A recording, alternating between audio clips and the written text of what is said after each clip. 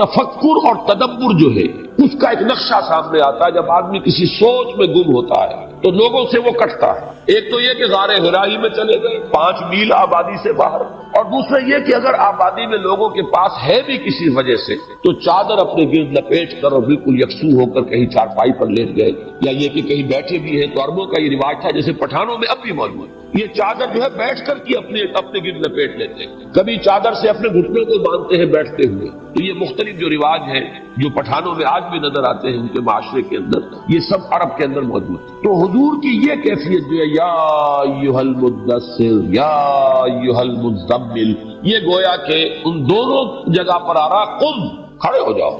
یعنی اب یہ سوچ بچار کا مرحلہ گزر جانا چاہیے. مجھے علامہ اقبال کا ایک شعر ہے جو بلکہ مصرع ہی مجھے اس وقت یاد ہے، لاکھ حکیم سر بجید ایک کلیم سر بکف. تو یہ جو حکیم ہے فلسفی ہے، یہ تو غریبان ہی میں جھکا کر اپنے سر غور و فکری کرتے رہتے ہیں، ساری عمر اسی میں بیت جاتا ہے، اس سے اگلا مرحلہ آتا ہی نہیں. اے محمد صلی اللہ علیہ وسلم، اب آپ کی زندگی میں دوسرا مرحلہ آنا چاہیے. اب کھڑے ہو، اپنی جد و جہد کا آغاز کریں.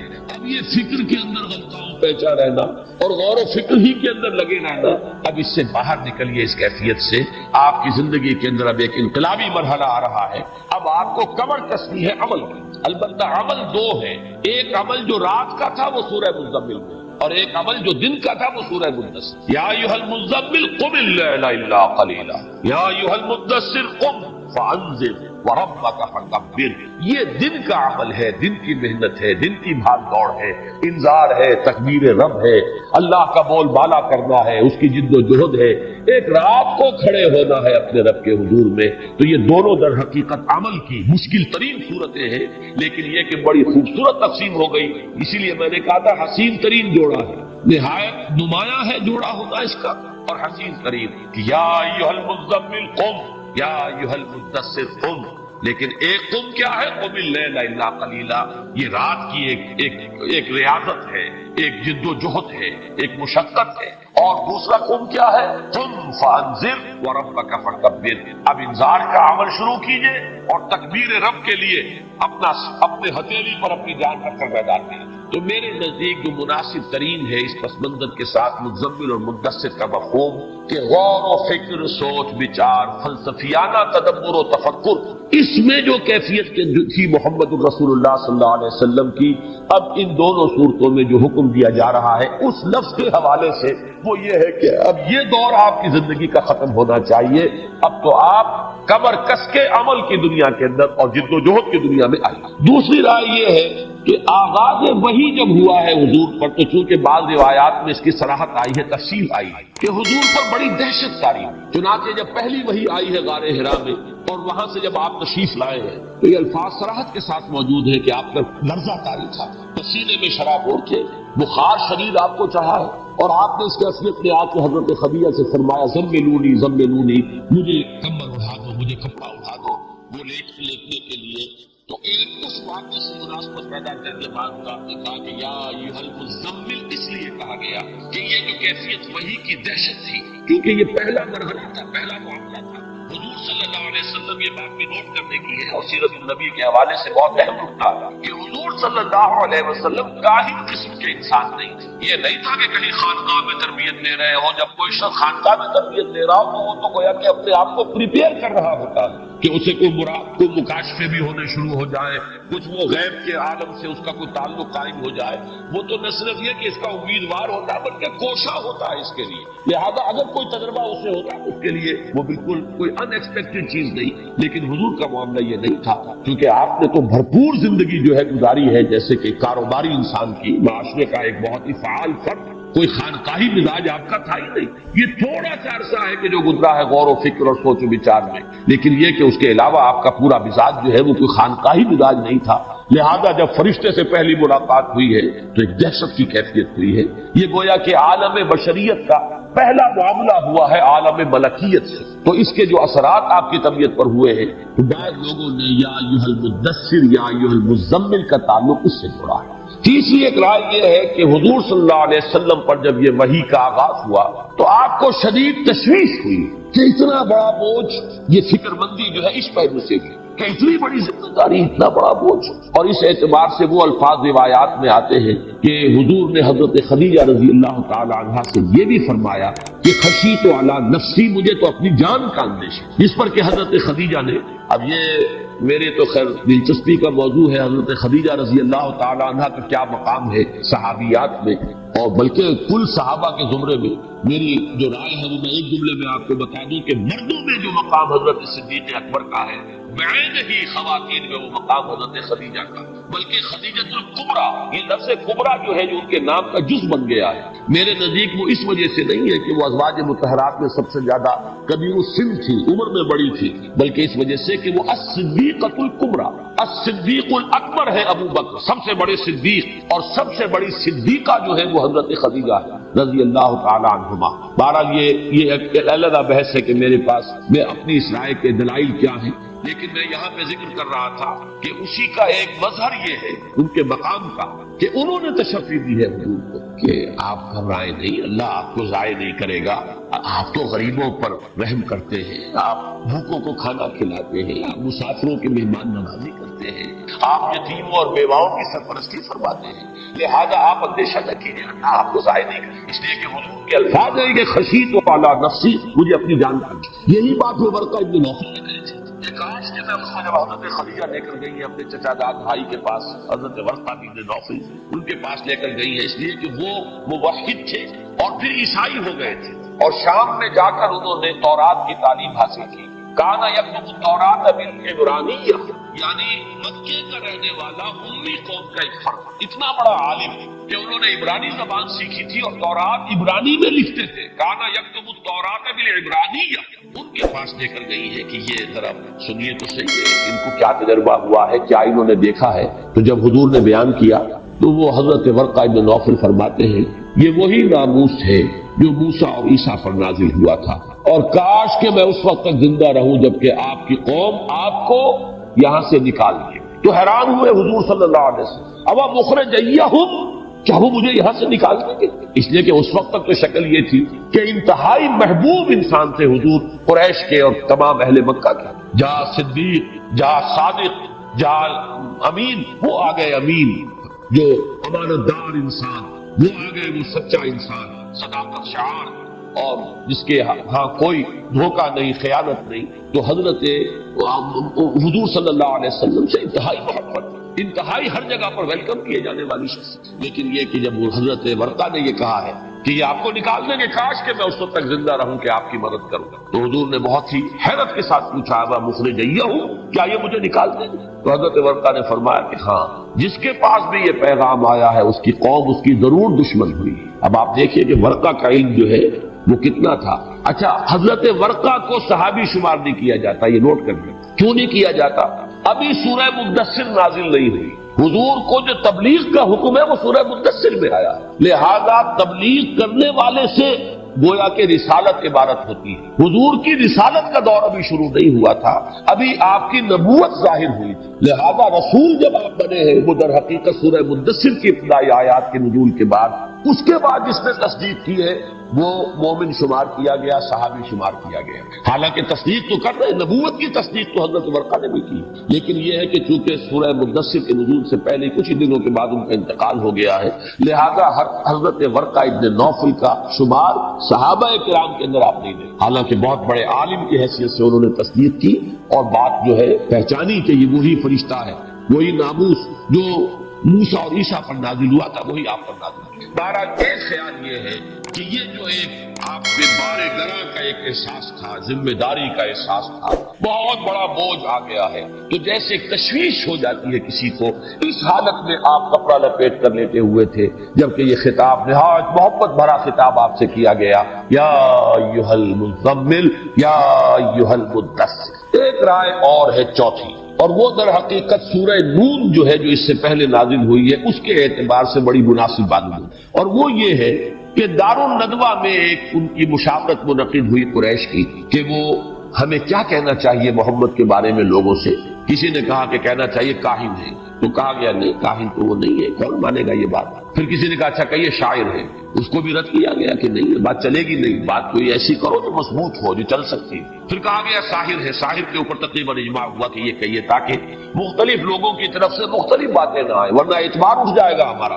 اس وجہ سے یہ ہمیں ایک بات کہنی چاہیے، سب کے منہ سے وہی لفظ نکلے، تاکہ محمد صلی اللہ علیہ وسلم کی طرف لوگوں کا رجوع نہ ہو۔ اس کی خبر جب حضور کو پہنچی ہے صلی اللہ علیہ وسلم، تو آپ صدمے کی وجہ سے، رنج کی وجہ سے کپڑا لے کر لیٹ گئے ہیں۔ اس وقت خطاب ہوا یا ایھا المزمل قم اللیل الا قلیلا یا ایھا المدثر قم فانذر وربک فکبر۔ اس کی جو معنوی جو ترتیب کی جو ہے میں نے عرض کیا تھا قائم ہوتی ہے، وہ اس اعتبار سے کہ پہلی وہی اقرا بسم ربک الذی خلق، خلق الانسان من علق، اقرا وربک الاکرم الذی علم بالقلم، علم الانسان ما لم یعلم۔ نہ تبلیغ کا حکم ہے، نہ کوئی ابھی اس کے اندر توحید کا اعلان کرنے کا کوئی حکم آیا ہے۔ دوسری وہی وہ بالکل سمجھ میں آتی ہے بات کہ جب یہ اس کا چرچا ہوا کہ محمد یہ کہتے ہیں کہ مجھے غار حرا میں تھا، میرے پاس فرشتہ آیا ہے اور یہ وحی مجھ پر نازل ہوئی ہے، تو پہلا رد عمل سمجھ میں آتا ہے کہ لوگوں نے کہا معلوم ہوتا ہے کہ دماغی توازن ٹھیک نہیں، شاید جسے ہماری الفاظ میں کولوکیل زبان میں کہتے ہیں معلوم ہوتا ہے کوئی خشکی چڑھ گئی دماغ کو۔ یہ بڑے لمبے لمبے مراقبے وہاں کرتے تھے، جا کر بیٹھتے تھے، معلوم ہوتا ہے کہ یا کسی نے کہا کہ شاید کوئی جن آ گیا، وہاں جن کا سایہ ہو گیا، آسیب ہو گیا، آسیب زدہ ہو گئے، مجبور ہو گئے، اور اس پر وہ وحی اتری نون والقلم وما یسطرون ما انت بنعمت ربک بمجنون وان لک لاجرا غیر ممنون وانک لعلی خلق عظیم فستبصر ویبصرون بأیکم المفتون۔ تو یہ ایک بہت ہی منطقی ترتیب ہے، اور اسی کے اندر وہ صدمے کی کیفیت ہے، اس لیے کہ یہ بات قرآن مجید میں دوسرے مقام پر ہے وَلَقَدْ نَعْلَمُ أَنَّكَ يَضِيقُ صَدْرُكَ بِمَا يَقُولُونَ کہ نبی ہمیں معلوم ہے کہ جو کچھ یہ لوگ کہہ رہے ہیں، کوئی مجنون کہہ رہا ہے، کوئی کہہ رہا ہے کہ شاید جن کا سایہ ہو گیا، آسیب آ گیا، کوئی کہتا ہے کہ شاید دماغی توازن بگڑ گیا، ان باتوں سے آپ کو صدمہ پہنچتا ہے، ہمیں معلوم ہے کہ آپ کا سینہ بھیجتا ہے۔ تو اس کیفیت میں حضور اگر کپڑا لے کر لیٹ گئے ہو صلی اللہ علیہ وسلم، تو یہ بات بھی قرین عقل اور قرین قیاس، یہ چار آراء ہیں، لیکن میرا ذاتی رجحان جو ہے یا ایھا المدثر اور یا ایھا المزمل دونوں کے بارے میں وہ ہے جو پہلی بات میں عرض کر چکا ہوں کہ اے نبی اب یہ غور و فکر، یہ لاکھ حکیم سر بجیب والی کیفیت اب ختم ہونی چاہیے۔ ایک کلیم سر بکف، اب تو آپ کی زندگی کا وہ دور شروع ہو جانا چاہیے، اب سر بکف ہو کر میدان میں آئیے اور جد و جہد عمل شروع کیجئے۔ اور اس کے دو پہلو ہیں قم اللیل الا قلیلا اور قم فانذر وربک فکبر، واللہ اعلم۔ یا ایھا المزمل، اس میں ایک بات اور نوٹ کر لیجئے کہ حضور صلی اللہ علیہ وسلم نے ایک موقع پر اسی طرح پیار بھرا خطاب حضرت علی سے فرمایا تھا۔ حضرت علی کی شکل میں دی ہوئی کوئی ناراض ہو کر اور چلے گئے گھر سے باہر، مسجد میں جا کر لیٹ گئے۔ ظاہر بات ہے وہاں قالین بچھے ہوئے تو تھے نہیں، وہ خاک پر لیتے زمین کے اوپر، اور آپ کے کپڑے بھی خاک آلود ہو گئے تو آنکھ لگ گئی، سو گئے وہیں اسی طریقے سے۔ حضور آئے تو معلوم ہوا، حضرت فاطمہ نے بتایا کہ ناراض ہو گئے علی اور چلے گئے کہیں باہر گئے ہیں۔ تو حضور مسجد میں پہنچے، دیکھا کہ وہاں حضرت علی لیٹے ہوئے ہیں۔ تو اس وقت حضور نے فرمایا تھا قم یا ابا تراب، اے مٹی والے اٹھو۔ تو کپڑے بھی جھاڑے آپ نے حضرت علی کے اور انہیں اٹھایا، قم یا ابا تراب۔ تو یہ بھی در حقیقت اسی نوعیت کا خطاب ہے کہ جو اللہ نے اپنے نبی سے کیا ہے، جس نوعیت کا خطاب کہ نبی نے حضرت علی سے کیا، قم یا ابا تراب، اور یا ایھا المزمل قم یا ایھا المدثر قم۔ تو یہ بھی ایک بڑی گہری معنوی مناسبت جو ہے اس واقعے کے ساتھ ہے۔ قم اللیل الا قلیلا، کھڑے رہا کرو راتوں کو یا رات کو، الا قلیل، سوائے تھوڑے سے، استثناء کے۔ اس میں بھی ایک تو ہے جمہور کی رائے، جمہور کی رائے کا تو مطلب یہ ہے، اس کا حاصل یہ ہے کہ کھڑے رہو تقریباً پوری رات سوائے اس کے کچھ حصے کے۔ قم اللیل، کھڑے رہو رات کو، سوائے الا قلیلا، سوائے اس کے کچھ حصے کے۔ اس پر تو میں ابھی بعد میں بات کروں گا، لیکن ایک بات میرے لیے حیران کن ہوئی ہے اسی مرحلے پر، جیسا جو میں نے عرض کیا، میں نے اپنی پوری محنت صرف کی ہے اور میں نے مختلف آراء کو جمع کیا ہے، پھر ان میں اگر کوئی فرق اور تفاوت ہے تو اس میں تقابل کر کے، توازن کر کے ایک رائے قائم کی ہے۔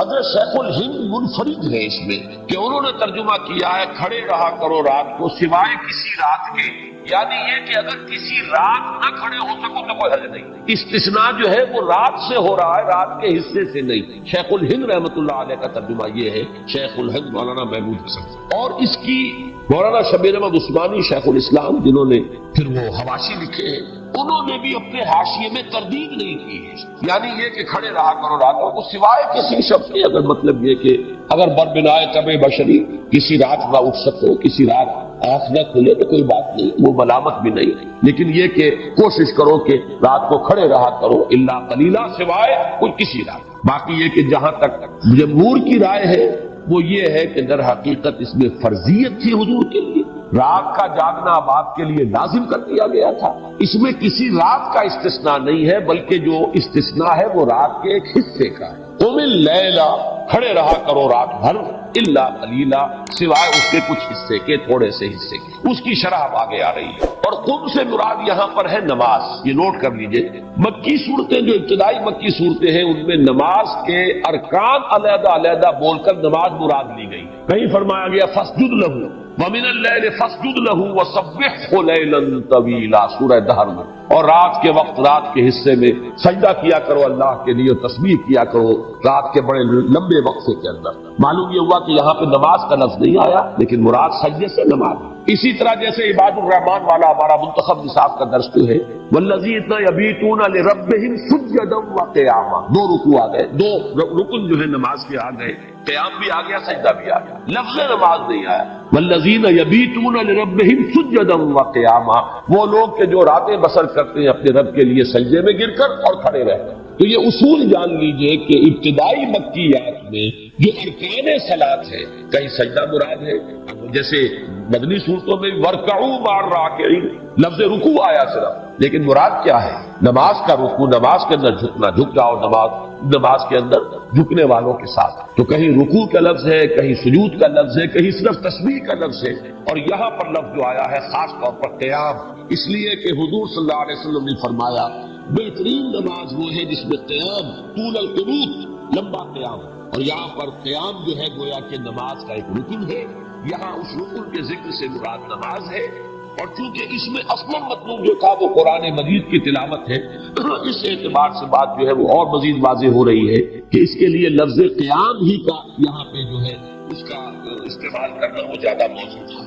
نصفہ او انقص منہ قلیلا، یہ نصفہ بدل ہے، اگرچہ اہل نحو کے دو رائے ہیں، یہ اللیل سے بدل ہے یا الا قلیلا سے بدل ہے، کھڑے رہا کرو نصف رات اور اس میں سے بھی کچھ کم۔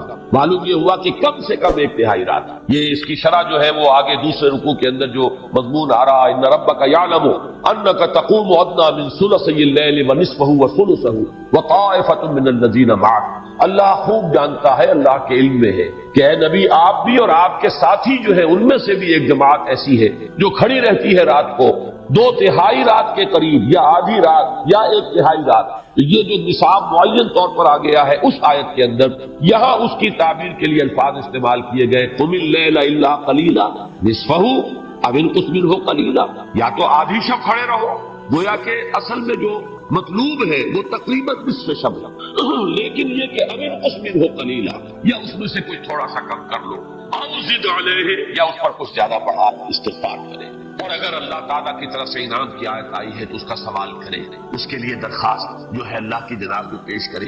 یہ کیفیات جو ہے یہ پیدا ہوں گی جبکہ ایک ایک لفظ کو ٹھہر ٹھہر کر اطمینان کے ساتھ آیات پر وقف کرتے ہوئے قرآن مجید کی تلاوت کریں۔ رتل القرآن ترتیلا، یہ ہے حکم کے جو نبی اکرم صلی اللہ علیہ وسلم کو دیا گیا۔ اس کے ضمن میں ایک تو میں نے یہاں واقعات نقل کیے ہیں ابن عربی رحمۃ اللہ علیہ، ایک ابن عربی تو وہ ہے جو صوفی ہے اور جن سے بہت سے لوگوں کو شدید اختلاف بھی ہے، بڑی ہی ایک کنٹروورشیل شخصیت ہے ابن عربی، لیکن ایک ابن عربی اور ہے اس وقت جن کا میں ذکر کر رہا ہوں، وہ ہے مفسر قرآن ہے اور ان کی تفسیر ہے احکام القرآن۔ انہوں نے قرآن مجید کی صرف ان آیات کو لیا ہے کہ جن میں کوئی حکم آیا ہے۔ قرآن مجید میں قصص بھی ہے، قرآن مجید میں بحث و مباحثہ بھی ہے، مجادلہ بھی ہے، جہاں کوئی حکم آیا تو ان آیات کی تفسیر کی، یہ احکام القرآن یہ بھی تفسیر کی ایک خاص قسم ہے، اور متعدد حضرات نے، جساس نے کتاب لکھی احکام القرآن، اسی طرح ابن عربی جو ہے انہوں نے کتاب لکھی، انہوں نے یہ لکھا ہے، حضرت حسن سے روایت کی ہے کہ ایک مرتبہ حضور صلی اللہ علیہ وسلم کا گزر ایک ایسے شخص پر ہوا جو قرآن مجید اس طرح پڑھ رہا تھا کہ ایک ایک آیت پڑھتا جاتا تھا اور روتا جاتا، اس پر حضور نے صحابہ سے فرمایا کیا تم نے اللہ تعالیٰ کا قول مبارک ورتل القرآن ترتیلا نہیں سنا؟ دیکھ لو یہ ہے ترتیل، قرآن مجید کو بطریق ترتیل تلاوت کرنے ہی کا حکم ہے۔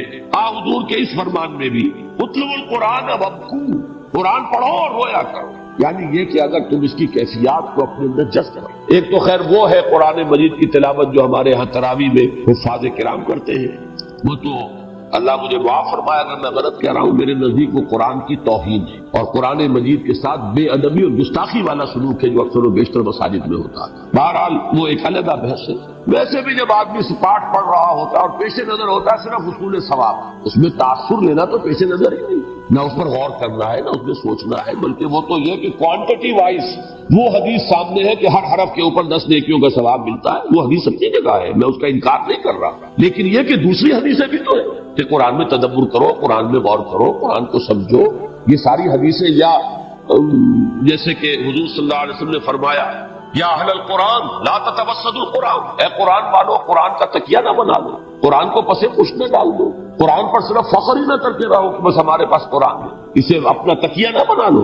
وَاتْلُوهُ حَقَّ تِلَاوَتِهِ فِي آنَاءِ اللَّيْلِ وَالنَّهَارِ، اسے پڑھا کرو جیسے کہ پڑھنے کا حق ہے، رات کے اوقات میں بھی دن کے اوقات میں۔ وَافْشُوهُ وَتَغَنَّوْهُ، اسے پھیلاؤ، دنیا میں پہنچاؤ، چار دانگے عالم تک اس کی تبلیغ کرو، اس کو پڑھو بہت ہی خوش الحانی کے ساتھ، یا یہ کہ اس کو سمجھو کہ سب سے بڑی دولت دنیا کی یہ ہے جو اللہ نے ہمیں دے دی ہے۔ تغنو کے دونوں معنی ہیں، اور اس کے بعد وہ تدبروا فیہ لعلکم تفلحون، اور تدبر کرو، غور و فکر کرو تاکہ تم فلاح پاؤ۔ تو جہاں وہ حدیث اپنی جگہ پر ہے کہ ہر حرف پر 10 نیکیاں ملتی ہیں، اور اس میں حضور نے فرمایا کہ یہ میں نہیں کہتا کہ الف لام میم ایک حرف ہے، الف علیحدہ حرف ہے، لام علیحدہ حرف ہے، میم علیحدہ حرف ہے، گویا کہ جب ایک بندہ تلاوت کرتے ہوئے الف لام میم پڑھتا ہے تو 30 نیکیاں اس کے حساب سے درج ہوتی ہیں۔ میں اس حدیث کو صحیح مانتا ہوں اور میں سمجھتا ہوں کہ 100% درست بات حضور نے فرمائی، لیکن اس کے ساتھ ان حدیثوں کو بھی جمع کریں، اس حدیث کو بھی سامنے رکھے کہ ما آمن بالقرآن من استحل محارمہ، جس شخص نے قرآن کی حرام کردہ کسی شے کو اپنے لیے حلال کر لیا اس کا قرآن پر کوئی ایمان نہیں، ثواب کہاں سے آئے گا؟ ایمان کی نفی ہوگی۔ تو ان تمام احادیث کو جمع کیجئے تو قرآن پر تدبر، اس کی تلاوت، اس کی ترتیل اس انداز میں کہ اس کی کیفیات کو جذب کیا جائے۔ وہ جس کو اقبال نے کہا ہے تیرے ضمیر پہ جب تک نہ ہو نزول کتاب، گرہ کشا ہے نہ راضی نہ صاحب کشاف، جب تک کہ تمہارے قلب پر اس کا نزول نہیں ہوتا، صرف حصول ثواب یا ایصال ثواب جو ہے اس کا تم نے اس کو اعلیٰ بنا لیا ہے، یہ تو تمہارے اندر جذب ہونا چاہیے، تمہارے دل پر اترے، تمہارے ذہن میں اترے، تمہارے قلب پر نازل ہوئے، تب در حقیقت اس سے شخصیت کے اندر انقلاب آئے گا، انسان کی پوری سیرت اور اخلاق جو ہے تبدیل ہو کر رہ جائے گی، انسان کی پوری شخصیت بدل جائے گی۔ تو حضور نے فرمایا یہ ہے ترتیل، اور بعض روایات میں آتا ہے خود حضور جب رات کے وقت نماز پڑھتے تھے اور یہ جس کا حکم دیا جا رہا ہے قم اللیل الا قلیلا، تو آپ کی سینہ مبارک سے ایسے آواز آتی تھی جیسے کہ کوئی ہانڈی جو ہے چولہے کے اوپر چڑھی ہوئی ہو، تو جب وہ اس کے اندر جوش آتا ہے تو جو آواز اس ہانڈی کے اندر سے آتی ہے اس طرح کی آواز، ایک طرح کا گریہ کی کیفیت جو ہے اور جذبات کے اندر جو ایک صورت بنتی ہے، وہ حضور صلی اللہ علیہ وسلم کے سینہ مبارک سے بھی وہ آواز جو ہے آتی تھی جبکہ آپ رات کو کھڑے ہو کر قرآن کی تلاوت کرتے۔ اس کے ساتھ ایک بات اور نوٹ کیجئے، یہ ترتیل کا لفظ جو قرآن مجید میں آیا ہے یہ سورہ فرقان میں ایک اعتراض نقل کیا گیا، وَقَالَ الَّذِينَ كَفَرُوا لَوْلَا نُزِّلَ عَلَيْهِ الْقُرْآنُ جُمْلَةً وَاحِدَةً، اعتراض کیا کافروں نے یہ قرآن محمد پر صلی اللہ علیہ وسلم پورا کا پورا یک بار کی کیوں نازل نہیں ہو، یہ تھوڑا تھوڑا کر کے کیوں کر رہا؟ اس کا جواب جو دیا گیا غور کیجئے، كَذَلِكَ لِنُثَبِّتَ بِهِ فُؤَادَكَ وَرَتَّلْنَاهُ تَرْتِيلًا، یہ اس لیے کہ ہم اس کے ذریعے سے آپ کے دل کو جماؤ عطا کریں اور ہم نے خود اسے تھوڑا تھوڑا کر کے اتارا۔ تو اللہ تعالیٰ نے بھی ترتیل کے طور پر نازل فرمایا قرآن کو، اور محمد کو بھی حکم ہو رہا ہے صلی اللہ علیہ وسلم، اور آپ کی وساطت سے ہم سب کو حکم ہو رہا ہے کہ قرآن کو پڑھو بطریق ترتیل، رتل القرآن ترتیلا، قرآن کو پڑھو بطریق ترتیل، ورتلناہ ترتیلا، ہم نے خود جو نازل کیا ہے اے محمد صلی اللہ علیہ وسلم آپ پر یہ قرآن مجید، تو ہم نے تھوڑا تھوڑا کر کے اتارا ہے۔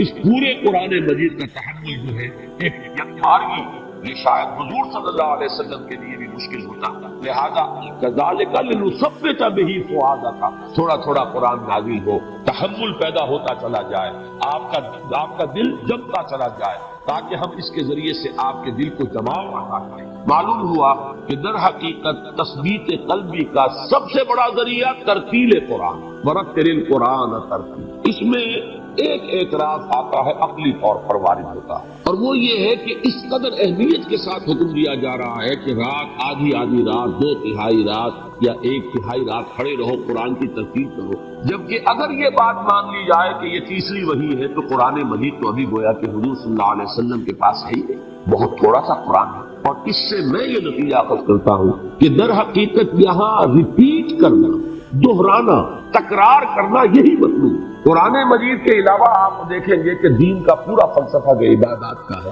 اس میں یہ تکرار اور اعادہ اور ریپیٹیشن۔ ایک نماز آپ پڑھتے ہیں اور اس کے اندر 4 مرتبہ، 6 مرتبہ، 10 مرتبہ سورہ فاتحہ پڑھو، الفاظ تو وہی، لیکن یہ کہ ان کی ریپیٹیشن ہے۔ مجھے وہ شعر یاد آ رہا ہے، ماں ہر خانہ فراموش کرنا ہے اللہ حدیث دوست کے تکرار نہیں کنے۔ ہم نے تو جو کچھ پڑھایا تھا وہ سب جو ہے ہم نے بھلا دیا، اپنے ذہن سے نکال دیا، سوائے اپنے دوست کی بات کے کہ اب ہم اسی کی تکرار کرتے تھے، ہمیں اس کے سوا کسی اور چیز سے کوئی سروکار رہا ہے۔ جو لکھا پڑھا تھا نیاز نے اسے صاف دل سے بھلا دیا۔ ایک شخص ہوتا ہے فلسفے کے، غور و فکر کے مختلف ادوار میں سے گزرتا ہے، اور میں یہ سمجھتا ہوں کہ خود علامہ اقبال خود مثال ہے اس کی۔ وہ سارے فلسفے مشرق و مغرب کے کھنگال کر آتا یہی ہے کہ آخری جو دور ہے ان کی زندگی کا صرف قرآن ہوتا تھا پاس، کوئی اور کتاب ان کے مطابق، صرف قرآن۔ اور جب اس کو اپنے فلسفے کی سوچ بتانے کے لیے بلایا ہے سید نذیر نیازی کو، تو ان سے کہا قرآن کھولو، قرآن لاؤ اور ذرا سورہ حشر کی وہ آیت پڑھو، یہ ہے میرے فلسفے بس۔ تو معلوم یہ ہوا کہ چاہے تھوڑا لیکن تکرار جس طریقے سے آپ کو معلوم ہے، بلکہ یہ تو محاورہ ہے کہ کسی جگہ پر پتھر کے اندر ایک ایک ٹپکا، ایک ایک بوند پانی کی ٹپک رہی ہو، وہاں پتھر میں سوراخ ہے، اس لیے کہ در حقیقت وہ بار بار آ رہا ہے، تکرار اس کی ہو رہی، یہ پانی جیسی حقیر شے، اور وہ بھی بوند بوند ٹپک رہا ہے، لیکن یہ کہ وہاں پتھر کے اندر سوراخ ہو جائے گا گڑھا۔ تو در حقیقت تھوڑا یا زیادہ سے اس کی بحث نہیں، اس کی بحث یہ کہ جس کو میں ایک لفظ استعمال کیا کرتا ہوں اکثر میرے دروس میں، آپ نے سنا ہوگا، اس کو ہیمر کرو۔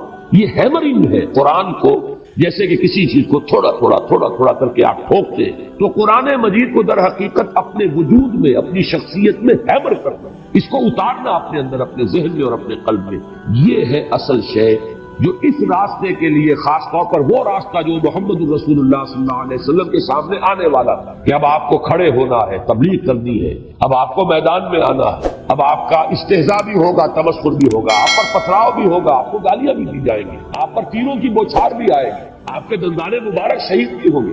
ان سارے مراحل میں سے گزرنا ہے، اس کے لیے جو قوت درکار ہے وہ قوت صرف قرآن سے ملے گی، اور وہ قوت ملے گی اسی طریقے سے اس قرآن کو اپنے اندر اتارتے چلے، تکرار کرتے چلے جاؤ۔ یہ ماں ہر خانہ فراموش کردہ اللہ حدیث دوست کے تکرار میں گنیم۔ تو تھوڑے اور بڑے کی، زیادہ کی، اس کے اندر کوئی بحث نہیں ہے۔ ایک ہی اگر اترا ہو، کلمہ طیبہ ہی اترا ہوا ہوتا اس وقت، لا الہ الا اللہ، اگر اسی کی تکرار ہوتی، اس کی اپنی کیفیت ہے، اس کے اپنے اثرات ہیں، اس کے نتائج نکلتے ہیں۔ تو جتنی بھی آیات نازل ہوئی پڑھتے رہیے، تکرار کرتے رہیے، پھر یہ کہ مسلسل قرآن ابھی نازل ہونا ہے، آتا جائے گا، لیکن آپ کی یہ ساری مشقت جو ہے، رتل القرآن ترتیلا، قرآن کو پڑھتے رہیے، اور یہ پڑھنا جو ہے آپ کا بطریق ترتیب۔ انا سنلقی علیک قولا ثقیلا، ہم آپ پر عنقریب ایک بڑی بھاری بات ڈالنے والے۔ سنلقی، القا یلقی، القان باب افعال سے کسی چیز کو ڈالنا، اتارنا۔ القا اسے کہتے ہیں کہ دل میں ایک بات آئی ہے، میرے دل میں القا کیا گیا ہے، جسے الہام کہتے، الہام ہے، القا ہے۔ سنلقی، سین جو ہے اسے پھر اب مستقبل کے ساتھ متعلق کر دے گا کہ ان قریب ہم آپ پر اتارنے والے ہیں، ڈالنے والے ہیں، قولا ثقیلا، بہت بھاری بات، بہت بھاری قول۔ یہ قولا ثقیلا سے مراد کیا ہے؟ پہلی بات تو یہ سمجھ میں آئی کہ ایک حکمت اور جو غرض و غایت ہے یہ قیام اللیل اور قرآن کی اس میں ترتیب، 2/3 نصف، 1/3 رات کھڑے رہنے کا حکم، اور اس میں ترتیل قرآن کا حکم۔ اس کی اصل علت کیا ہے؟ ظاہر ہو گئی کہ ایک بڑی بھاری بات آپ پر آنے والی، اس کے لیے یہ تیاری ہے جو آپ کو کرنی پڑے۔ اس میں خاص طور پر نوٹ کرنے والی بات یہ ہے کہ یہ ہمارا ایمان ہے، اور ایمان صرف ایک اندھا بہرا ایمان نہیں ہے، ڈوگمیٹک اور صرف اندھی عقیدت پر مبنی نہیں ہے، بلکہ کھلی بات ہے سیرت النبی کی، دنیا جانتی ہے کہ حضور صلی اللہ علیہ وسلم جہاں تک انسانیت کا تعلق ہے، انسانیت کی معراج پر تو وحی کے آغاز سے پہلے پہنچ چکے، سیرت میں، کردار میں، صداقت میں، دیانت میں، امانت میں، وفا میں، ایفاء عہد میں، کون سے پہلو سے کوئی کمی محمد رسول اللہ صلی اللہ علیہ وسلم، یوں سمجھیے کہ انسان کامل کا درجہ آپ کو حاصل ہے، انسانیت کے معراج پر تو آپ پہنچے ہوئے، اور اس کی گواہی جو ہے دوسری وحی میں آ گئی، وَإِنَّكَ لَعَلَىٰ خُلُقٍ عَظِيمٍ، اس کو تو قرآن مجید بطور دلیل لا رہا ہے کہ بڑے پاگل ہیں وہ جو یہ کہہ رہے ہیں کہ آپ پاگل ہو گئے، معاذ اللہ ثم معاذ اللہ، اصل میں تو پاگل وہ ہو گئے، آپ تو اخلاق حسنہ کی تو صحابہ کے براہ راست حضور سے سن چکے، وہ بھی ان کے پاس جا کر خاص طور پر اس حدیث کو سنا تھا۔ چنانچہ یہ روایت جو متفق علیہ ہے، یہ امام بخاری جو اس کو لائے ہیں، عن قتادہ عن انس بن مالک عن مالک بن صعصع رضی اللہ تعالی عنہ، حضرت انس بن مالک سے روایت موجود ہے مسلم شریف، براہ راست ان سے، لیکن یہ اس روایت کو بیان کر رہے ہیں حضرت مالک ابن صعصع رضی اللہ تعالی عنہ کے حوالے سے۔ روایت کیا ہے؟ ان النبی صلی اللہ علیہ وسلم حدثهم عن لیلۃ اسری بہ، اب دیکھیے یہ مرفوع حدیث ہو گئی، حضرت صعصع بیان فرما رہے ہیں کہ نبی اکرم صلی اللہ علیہ وسلم نے خود ہمیں سنایا، وہ حالات و واقعات سنائے جو اس رات کو پیش آئے جس رات کے انہیں لے جایا گیا۔ قال بینما انا فی الحطیم وربما قال فی الحجر، حضور فرماتے ہیں کہ میں اسی اثنا میں کہ میں حطیم میں تھا، اور ایک دوسری روایت میں الفاظ حجر آئے ہیں، وہ بھی کہتے ہیں اسی حصے سے، مضطجعا میں لیٹا ہوا تھا، اذ اتانی آتٍ کہ اچانک میرے پاس ایک آنے والا آیا، یہ آنے والے کون ہیں؟ حضرت جبرائیل، یہ بعد میں واضح ہو جائے گا۔ فاشتق ما بین ہذہ الی ہذہ، حضور نے اشارہ فرمایا، اس نے یہاں سے یہاں تک میرا سینہ چاک، یعنی من طفرت نہرہ الی شعرتہ، یہ جو گڑھا ہے حلق کا گڑھا، یہاں سے لے کر تیرے ناف تک سینہ چاک کیا، فاستخرج قلبی، اور میرا دل نکالا، ثم اعطیت بطست من ذهب مملوء ایمانا فغسل قلبی، پھر ایک تشت لایا گیا سنہری جو ایمان سے مملوء تھا، بھرا ہوا تھا، تو پھر اس کے ذریعے سے میرے اس قلب کو، سینے کو دھویا گیا، ثم حسیا ثم اعید، فی روایت اس کے بعد اس کو لوٹا دیا گیا اور پھر وہ زخم بھی سی دیا گیا۔ ایک روایت میں آتا ہے ثم غسل البطن بماء زمزم ثم ملئ ایمانا وحکمتا، اسی طریقے سے پورے پیٹ کو بھی صاف کیا گیا مائے زمزم سے، اور اس میں بھی ایمان اور حکمت بھر دی۔ ثم اعطیت بدابۃ، پھر میرے پاس ایک چوپایا لایا گیا، دون البغل فوق الحمار، جو بغل یعنی خچر سے تو کچھ چھوٹا تھا، اور حمار یعنی گدھے سے کچھ بڑا تھا، اب یہ جو سفید تھا، یقال له البراق، جس کا نام براق ہے، وَيَدَعُ خَطْمَهُ عِنْدَ أَقْصَى طَرْفِهِ، اور اس کا ہر قدم اس کی حد نگاہ پر جا کر پڑتا تھا۔ فَعِلْتُ عَلَيْهِ، میں اس پر سوار ہوا، فَانْطَلَقَ بِي جِبْرَائِیل، اب یہاں نام آ گیا، وہ آنے والے کون تھے؟ پھر چلے میرے ساتھ حضرت جبرائیل، حتیٰ أَتَتْ سَمَاءَ الدُّنْیَا، یہاں تک کہ وہ آسمان دنیا تک پہنچ گئے، جو پہلا آسمان۔ اب یہاں دیکھیے وہ روایت میں جو زمینی سفر کا درمیانی حصہ ہے وہ رہ گیا، دوسری روایات سے ہم اس کو جوڑ کر جمع کہ پہلا زمینی سفر ہے، مسجد اقصیٰ تک پہنچے ہیں، وہاں جا کر روایت میں آتا ہے میں نے وہی اپنے اس خچر کو باندھا، براق کو، جہاں انبیاء باندھا کرتے تھے، اور پھر وہاں میں نے نماز ادا کی، بہت سے لوگ جمع ہوئے، میں منتظر تھا کہ کون نماز پڑھائے گا، کہ جبرائیل نے میرا ہاتھ پکڑ کر مجھے آگے کیا، میں نے نماز پڑھائی، اور پھر جبرائیل نے مجھے بتایا کہ یہ تمام انبیاء تھے جو اس دنیا میں مبعوث ہوئے ہیں، اور آج آپ نے ان سب کی امامت کی۔ یہاں سے پھر شروع ہوا ہے وہ دوسرا سفر، لیکن جب پہلے آسمان تک پہنچے فاستفتح، انہوں نے دستک دی، کھلوانا چاہا، قیل من ھذا، پوچھا گیا کون ہے؟ قال جبرائیل، انہوں نے جواب دیا جبرائیل۔ قیل ومن معک، پوچھا گیا کہ آپ کے ساتھ کون ہے؟ دیکھیے یہاں ذہن میں رکھیے گا، اس امکان کو کوئی شخص مسترد نہیں کر سکتا کہ ان ملائکہ کے علم میں ہوں، لیکن پھر بھی پوچھ رہے ہیں۔ قانون ہے، دروازے پر دستک دینی ہوگی، آئیڈینٹی ڈسکلوز کرنی ہوگی، چاہے علم میں ہو۔ جج جو ہے وہ اپنے علم کی بنیاد پر فیصلہ کبھی نہیں دے گا، وہ تو مقدمے کی سماعت ہوگی، شہادتوں کی بنیاد پر فیصلہ ہوگا۔ ذاتی علم کی بنیاد پر کرنا ہے تو وہ خود کسی اور عدالت میں اس مقدمے کو منتقل کرے اور وہاں گواہ کی حیثیت سے تو قانون۔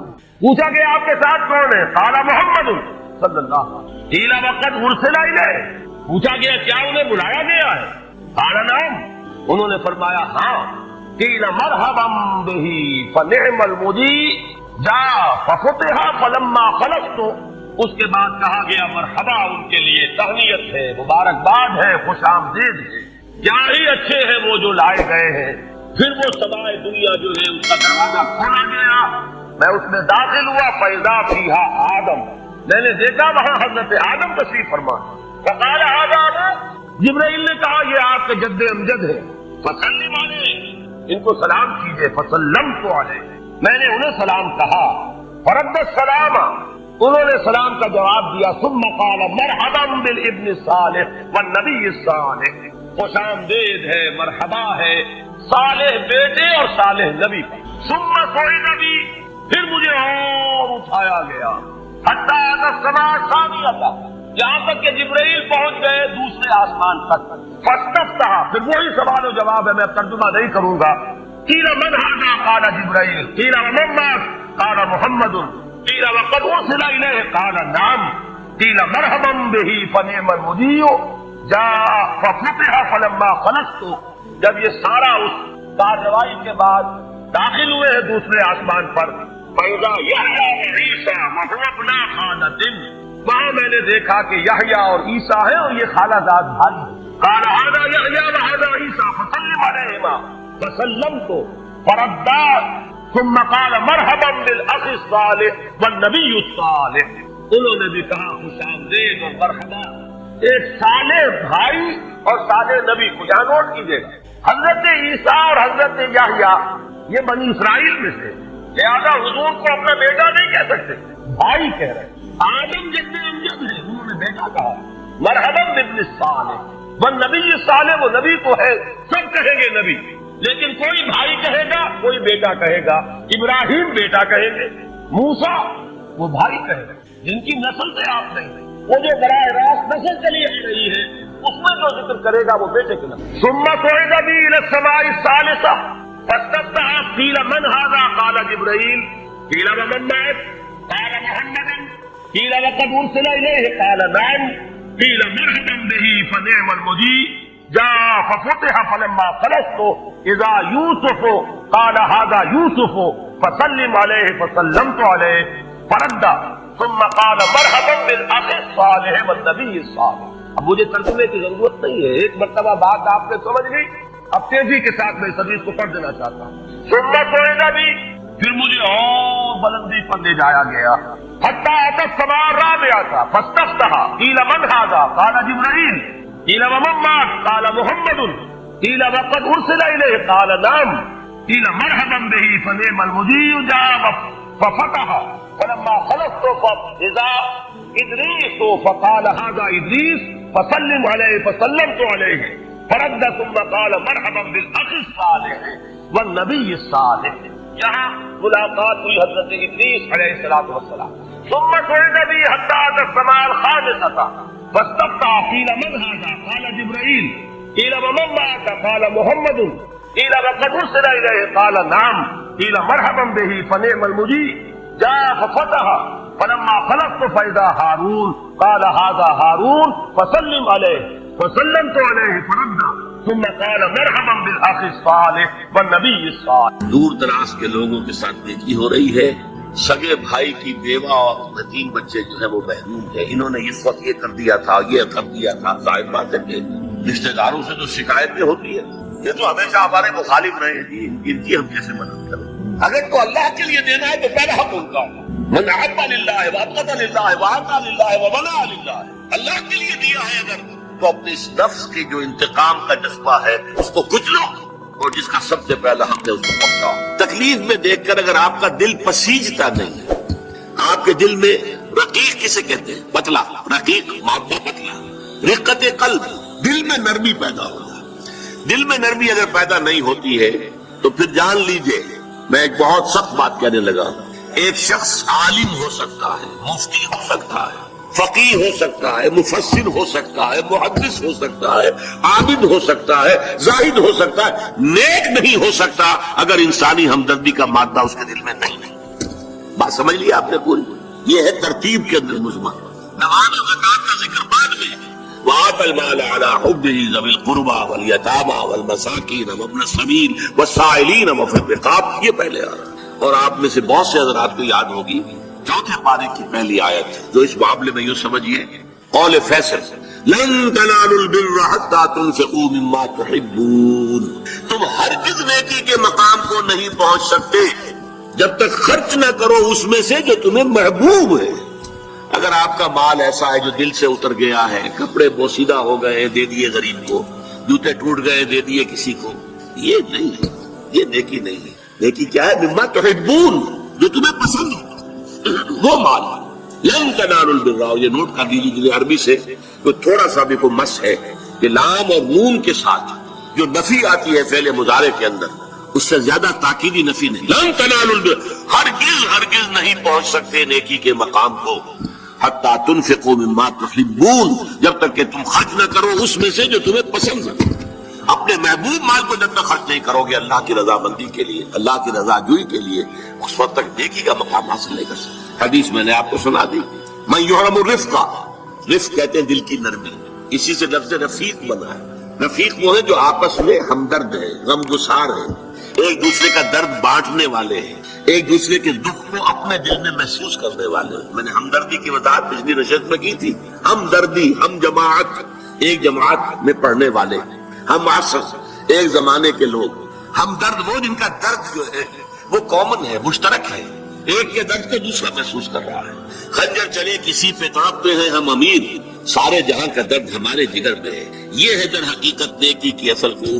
میں پھر دوہرا رہا ہوں، جس میں یہ نہیں ہے، جو بخیل ہے، جو کٹھور دل ہے، جو سخت دل ہے، وہ عابد ہو سکتا ہے، زاہد ہو سکتا ہے، مفسر ہو سکتا ہے، محدث ہو سکتا ہے، فقیہ ہو سکتا ہے، مفتی ہو سکتا ہے، لیکن نیک نہیں ہو سکتا۔ یہ قرآن کا فتویٰ ہے، لن تنالوا البر حتى تنفقوا مما تحبون۔ پھر اس میں ایک بات اور نوٹ کیجئے، اس میں ترتیب بھی لازمی ہے۔ سب سے پہلا حقدار جو ہے آپ کے نیک سلوک کا وہ آپ کے قرابت دار ہے۔